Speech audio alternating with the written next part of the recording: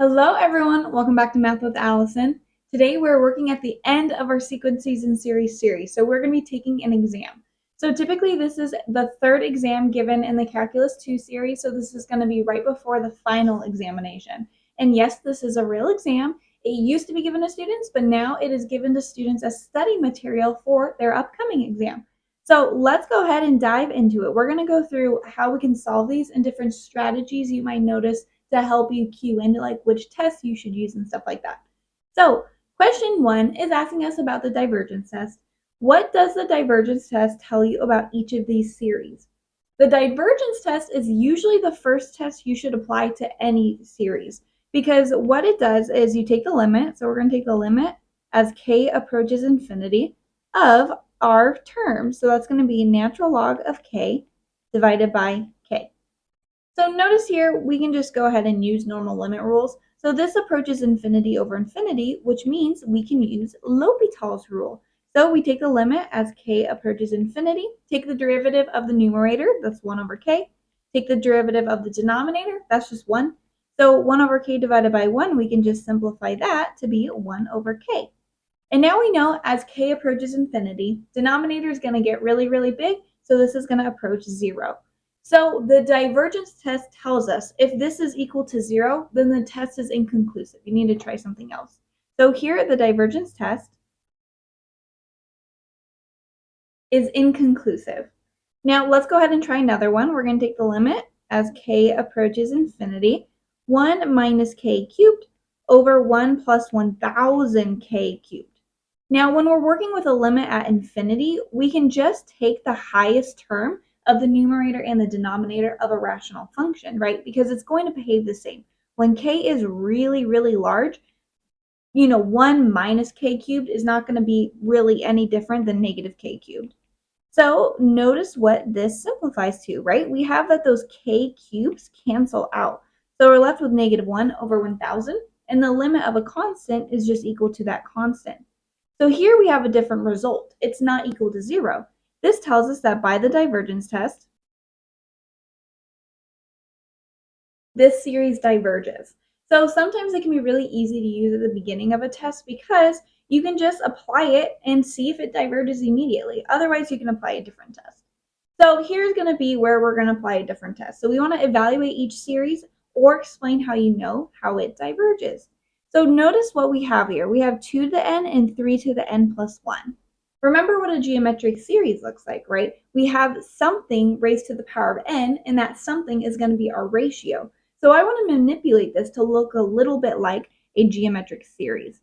The first thing we want for a geometric series is for the index to start at 0. So in this n, I'm going to go ahead and subtract 1, which means in my terms, I need to add 1. So add 1 here and add 1 here. So here we get the summation n equals 0 to infinity. That's going to be 2n plus 1 over 3n plus 2. Now I'm going to go ahead and separate some of these terms, right? This is 2n times 2 over 3n times 3 squared. So here what we have is our a term, right? Our a term is going to be 2 over 3 squared, which I can just simplify to 9. And now everything else with an n, I can combine 2/3 to the power of n.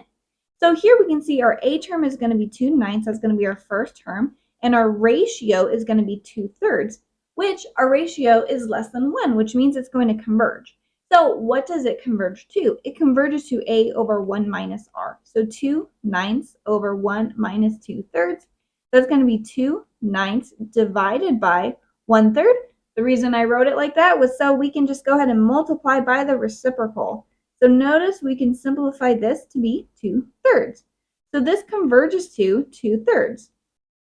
Okay, so notice in our next series, again, we have something to the power of n divided by something to the power of n.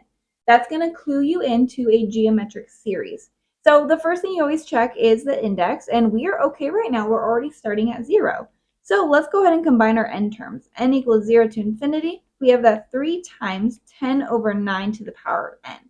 So here a is equal to 3, r is equal to 10 over 9, but that is greater than 1. So by the geometric series test, this series diverges. So if you have something to the power of n divided by something to the power of n, think about a geometric series. Number 2, we're going to use an appropriate test with explanation to determine whether the series converges or diverges. So let's take a look at what we have here. I don't have anything to the power of k, so I'm going to ignore a geometric series, but I do have a rational function. If you have a rational function, you have multiple options here. One option is to use the comparison test. Second option is to use the limit comparison test. Third option is to use the integral test. What I suggest to you guys is you skip the comparison test and just go straight to the limit comparison test. I just think it's a bit stronger and a bit easier. So let's go ahead and try the limit comparison test. So the limit comparison test, what you can do is you can take the highest power of the numerator and the denominator, and that could be the series that you're comparing it to. So let's compare it to the series k equals 2 to infinity of k squared over 6k cubed, which we can go ahead and simplify. So that's going to be 1 over 6k. So notice what this is equal to, right? If I pull out that factor of 1/6, we have 1 over k. This right here is the harmonic series. And what do we know about the harmonic series? We know that it diverges. So the limit comparison test tells us that if all the terms are positive, right? So in our case, 1 over 6k is for sure positive. And if we have the limit as k approaches infinity of, and we're going to take our normal series, so k squared over 6k cubed plus 10, and we divide it by the series that we're comparing it to. So in this case, I'm going to multiply by the reciprocal. If this is equal to some number c, and this c is positive and finite, then that tells us that the series, both of them, are going to do the exact same thing. So right now, we know that the harmonic series diverges. So if this is equal to some c, which is positive and finite, then that tells us our original series is also going to diverge. So let's go ahead and actually evaluate this. Here we get the limit as k approaches infinity of, and I'm going to erase these absolute value signs. I actually don't think there's an absolute value. Anyhow, we get k cubed over 6k cubed plus 10. And just like we've done in the past, we're going to take the highest power of both the numerator and the denominator because we're working with a limit at infinity. So we get k cubed over 6k cubed. And of course, we can go ahead and simplify that, right? Those k cubes canceled out. So we're just left with 1/6. So the limit of a constant is indeed equal to that constant. And so this is our value that is positive and finite. So that tells us that both series that we are talking about here will diverge. So that's how you can use the limit comparison test. And that's why I kind of suggest skipping over the comparison test, because this one just gives you an extra edge, I think. But if you don't like the limit comparison test, we can also talk about the integral test. So what you do is you take our function. This is going to be x squared over, and I think it's what? 6x squared plus 10. So the things you need with the integral test, you want it to be positive. You want it to be continuous on its interval. So in this case, the interval is from 2 to infinity because we have k equals 2 to infinity. And you also want it to be decreasing on its interval.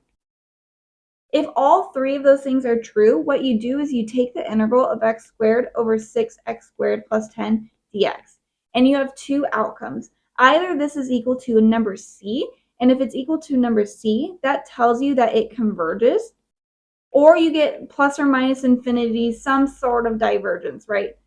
And that tells you also that the series is going to diverge. So the integral test tells you if it has these three conditions, then the integral and the series are going to do the exact same thing. If it converges to C, it doesn't mean that our series converges to C. It doesn't mean it converges to the same number. It just means that they both converge. Same thing with diverging, right?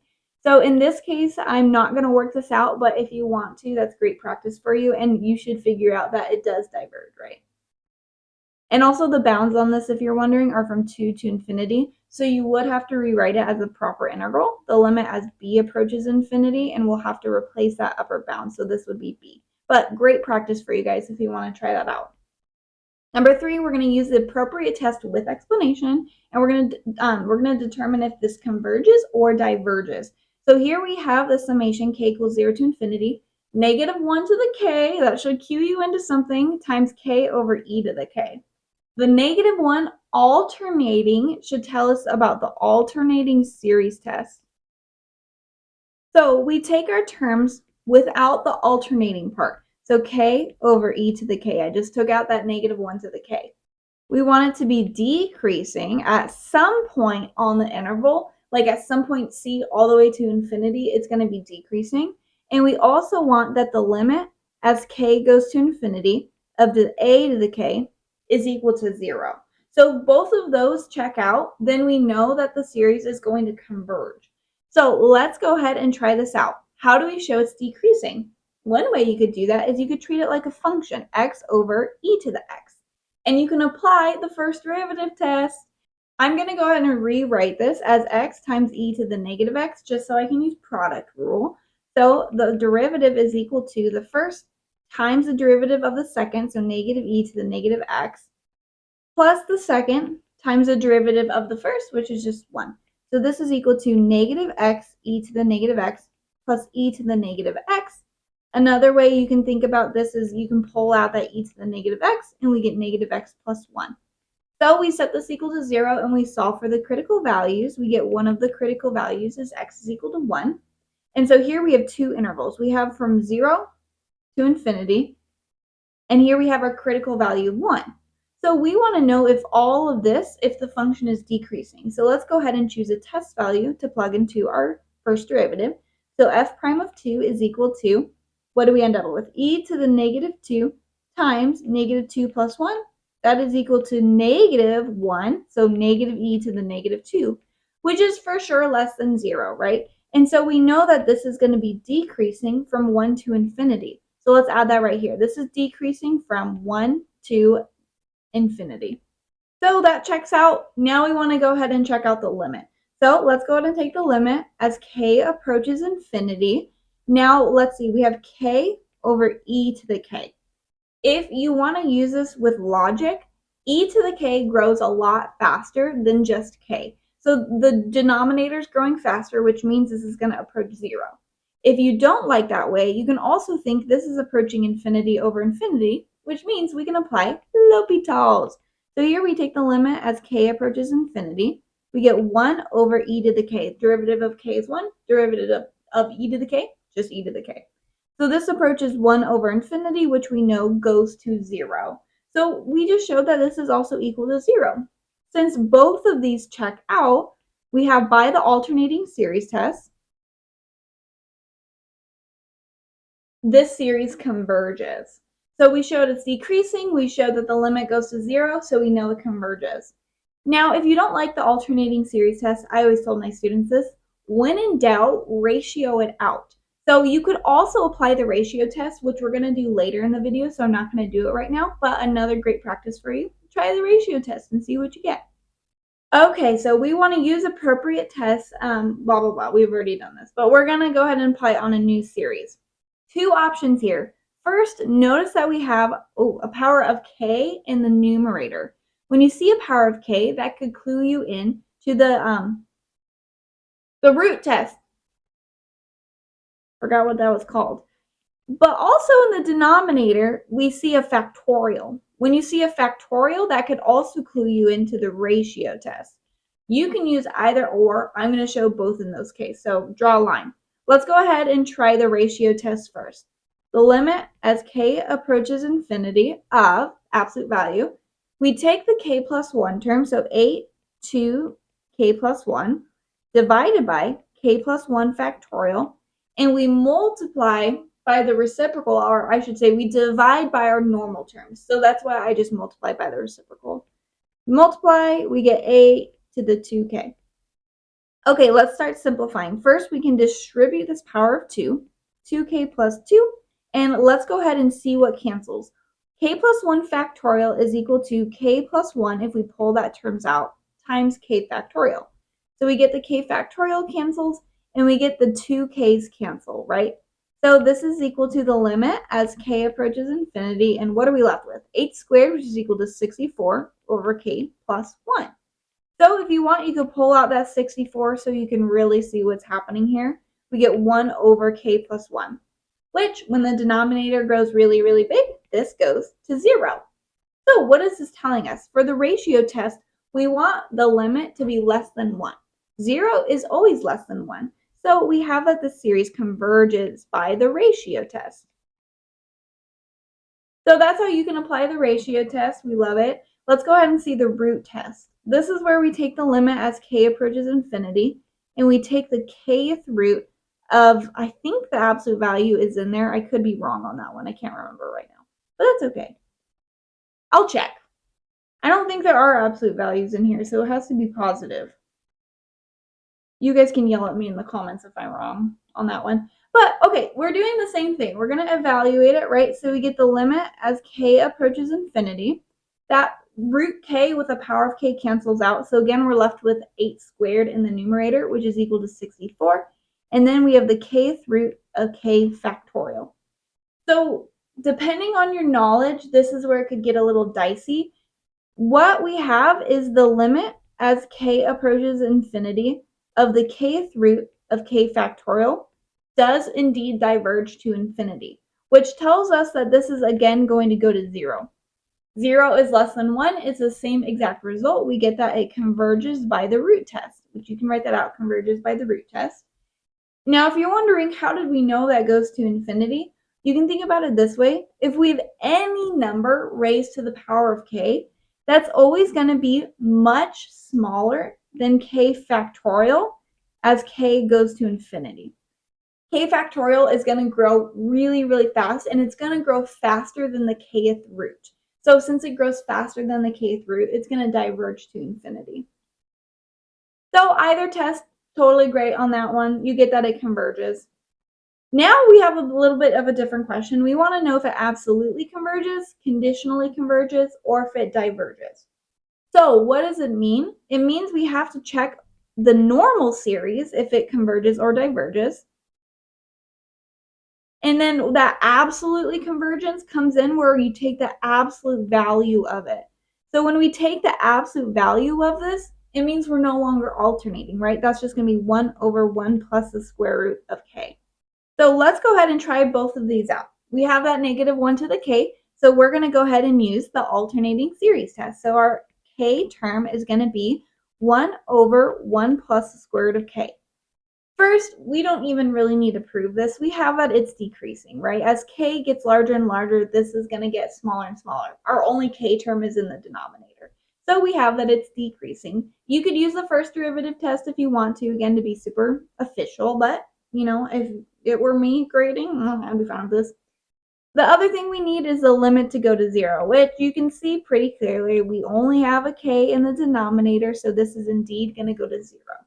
So the normal series converges. So right now what we know is that the series conditionally converges. We don't know if it absolutely converges yet, which is why we have to check the absolute value one. So here we have 1 over 1 plus the square root of k. Now again, this is a rational function, so we could try the limit comparison test. So let's just go ahead and compare it to k equals 3 to infinity of just 1 over the square root of k. Notice that this is going to be a p-series test, right? This is 1 over k to the 1/2. So here p is equal to 1/2, which is going to be less than 1, so it diverges. This is going to diverge. When p is greater than 1, that's when it converges. So this here is going to diverge. Let's go ahead and try the comparison test. So we take the limit as k approaches infinity. We take our normal term, so 1 over 1 plus the square root of k. And again, I'm really not sure. I'm forgetting my absolute values, but you can yell at me in the comments, like I said. And we divide it by our new series, but I'm going to multiply by the reciprocal. So this is equal to the limit as k approaches infinity of the square root of k divided by 1 plus the square root of k. But remember, we're working with a limit at infinity, which means we can take the highest powers of both the numerator and the denominator. This is equal to 1, right? So this is equal to a positive infinite number, which tells us that both series are going to do the same thing. So since our new series that we're comparing it to diverges, our other series is going to diverge. So this means since the absolute value series diverges, but our normal series converges, this is going to converge conditionally. AKA its convergence depends on the alternating part. If we took away the alternating part, it's just going to diverge. But because we have that alternating part, it converges. So that's our answer. I also forgot to say right here, we also need our terms to be positive, which we do have in this case, right? So that's all good, but maybe make sure to add that in there. Okay, so for this power series, we want to go ahead and find the radius of convergence and then determine if the series converges at x equals 7. So let's begin with part A. When we're finding the radius of convergence, we're applying the ratio test. So that should clue you into the ratio test.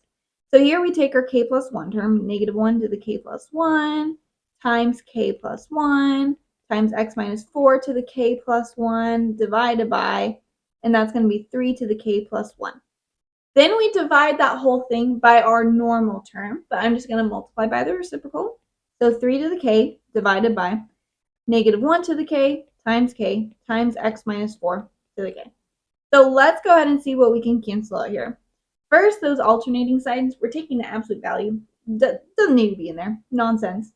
Then we have x minus 4 to the power of k cancels with one of them. So I'm just going to leave 1 in the numerator.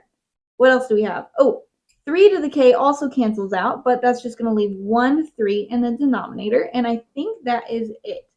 So we get the limit as k approaches infinity of, we have k plus 1, x minus 4, and then in the denominator we have 3 times k. Okay, so let's go ahead and take out the terms without k because we're taking the limit of k terms. So we have x minus 4 divided by 3, and then we have the limit as k approaches infinity of k plus 1 divided by k. So we've done this quite a few times now, right? We just take the highest powers, right? This is going to be k divided by k, which is equal to 1. So this is equal to x minus 4 divided by 3 times 1, which I'm just going to erase. That limit goes to 1. Now, what do we want? In order for a series to converge using the ratio test, we want this to be less than 1. So if I multiply both sides by 3, x minus 4 has to be less than 3. That value right there is going to be our radius of convergence, which is equal to 3. Now let's go ahead and try part B. We want to determine whether the series converges at x equals 7. So what does that mean I'm going to do? I'm going to plug in x is equal to 7. So we get the summation k equals 1 to infinity, negative 1 to the power of k, 7 minus 4 to the power of k, over 3 to the power of k. So now we can go ahead and do some simplification. What is 7 minus 4 equal to? We know that's equal to 3 to the k. Beautiful, these cancel out. So we get the summation k equals 1 to infinity of negative 1 to the k. What is this equal to? Well, when k is 1, we get negative 1. Then we add 1. Then we subtract 1. Then we add 1. Then we subtract 1. And this is going to go on forever. And you might be thinking, this converges, it's equal to 0 because we get 0 every time. We're subtracting 1, we're adding 1. But we're not actually. We're actually alternating between 1 and negative 1 because I get 0 and then I subtract 1 again. So I get negative 1. But then I add 1 again, right? So I get 0 and then I subtract 1 again. So this is alternating between 0 and negative 1. So this is actually going to diverge. Almost done. Number 7, we want to find the first 4 non-zero terms of the Taylor series for the function centered at x equals, or a equals 2. Let's go ahead and remember how we do this. So first we have f of a, which is equal to 2, plus the first derivative evaluated at a times x minus 2 to the power of 1, plus the second derivative evaluated at a divided by 2 factorial, x minus 2 squared, plus the third derivative evaluated at a divided by 3 factorial, x minus 2 to the power of 3. And that right there is going to be our first 4 terms. So all we need to find are the derivatives, and we need to plug in 2. So let's go ahead and do that. First, we have f of x is equal to x over x plus 1. So we get f of 2 is equal to 2 over 2 plus 1, which is equal to 3. Let's go ahead and find the first derivative, and we get to use quotient rule. Whoop, whoop. So we get, have you guys heard of low to high? We take low times the derivative of high, so 1, minus high times the derivative of low, 1, divided by low squared, x plus 1 squared. So what is this equal to? X plus 1 minus x over x plus 1 squared, which is equal to 1 over x plus 1 squared. Okay, so let's go ahead. I'm going to start highlighting our terms here so they're easier to find. We have f of 2. Now we want to go ahead and find f prime of 2. So that's going to be 1 over 2 plus 1 squared, so 3 squared, which is equal to 1/9. So here we have the the first derivative evaluated at 2. And actually, I'm going to write this as x plus 1 to the power of -2, because now we can just start using chain rule. Chain rule might be a bit nicer. So let's find the second derivative.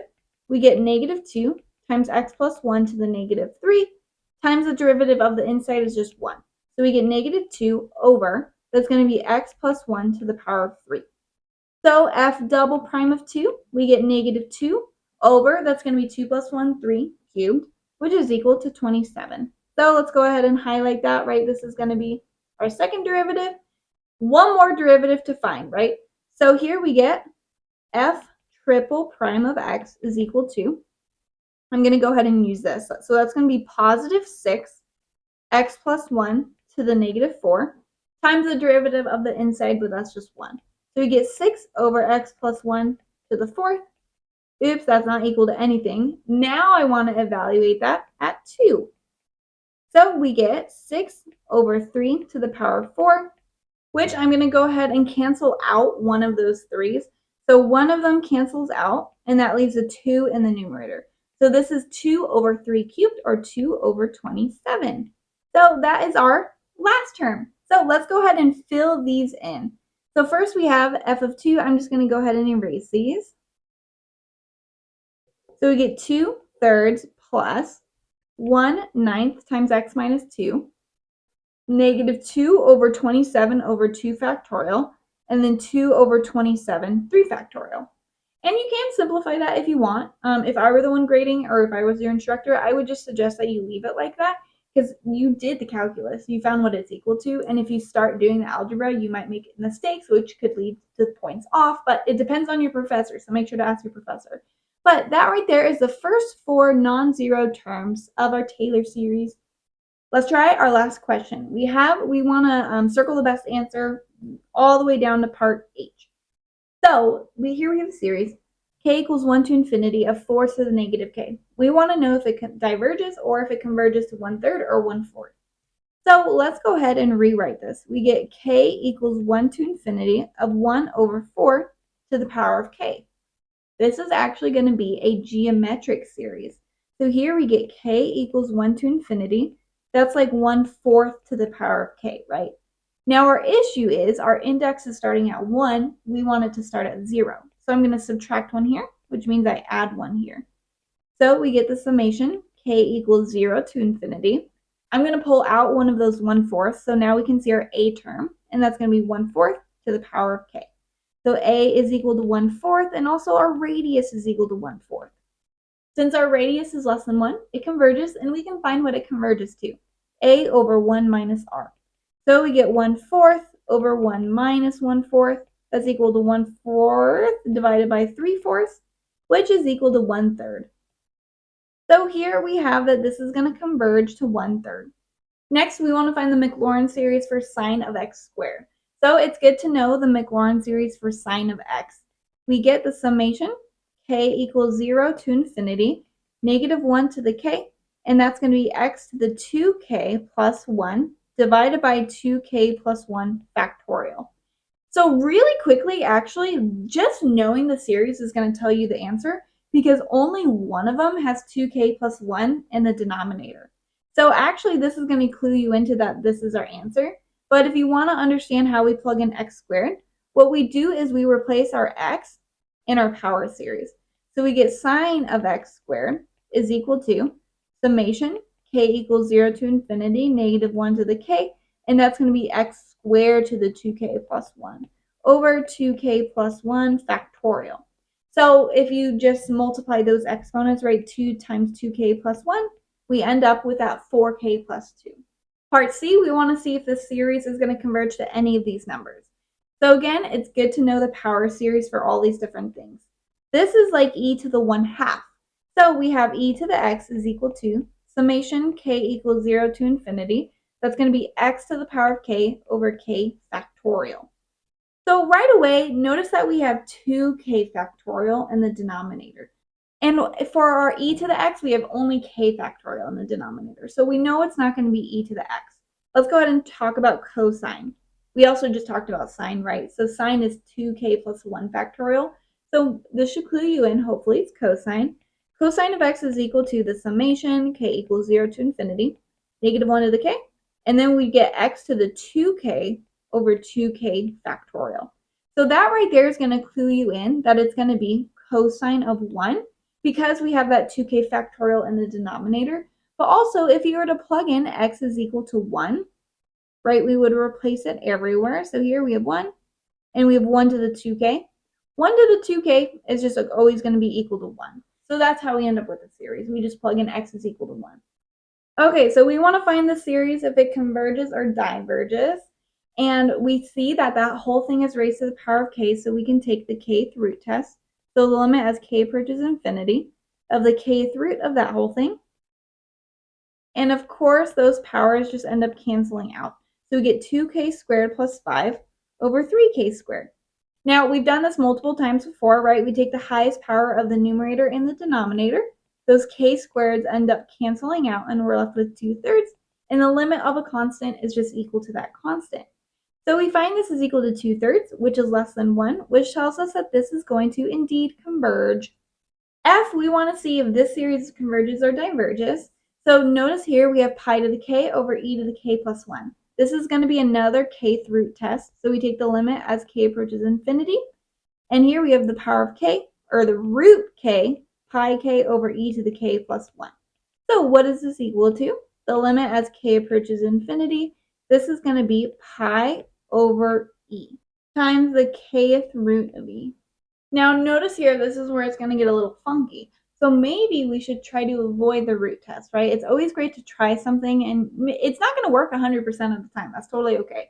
Let's try something else, and maybe you might clue in that we could also use the geometric series test. So here, if we subtract 1 from our index, we need to add 1 everywhere else, plus 1, plus 1. If you don't want to work it all out, all you need to know is that our ratio is going to be pi over e. Now, what is pi over e? It's greater than 1. So since it's greater than 1, this is going to go ahead and diverge. Okay, so for parts G and H, this is going to both be an alternating series test. So here, notice that sine, anything if it's sine or cosine, that's going to be alternating between values between -1 and +1. That's kind of where we get the -1, +1 thing. And then right here, we have the straight up -1 to the k. So question is, are these going to converge absolutely? Is it going to converge conditionally? Both of these are going to converge conditionally, right? We have that 1 over k to the 1.5 and 1 over k to the 0.8 are both going to be decreasing. And also that their limits as k approaches infinity, and then I'm just going to call it a to the k, they're both going to go to 0, right? So both of these right now we know are going to converge conditionally. The question is, do they converge absolutely? So remember, to see if they converge absolutely, we take away that alternating portion. So let's just look at the denominators, 1 over k to the 1.5 and 1 over k to the 0.8. For both of these, we can apply the p series. For this one, the p value is equal to 1.5, which is greater than 1, which tells us it's going to converge. So this will converge absolutely. Now, our other p value is going to be equal to 0.8, which is indeed less than 1. So this one is going to converge conditionally. And that is the end of the exam. So woohoo, we finished. This is all I have for us today. So if you enjoyed this video, I have many more like it. So make sure to check out my playlists. They're linked down below. Otherwise, please give this video a thumbs up and comment other problems or topics you'd like to see done. Thanks for watching.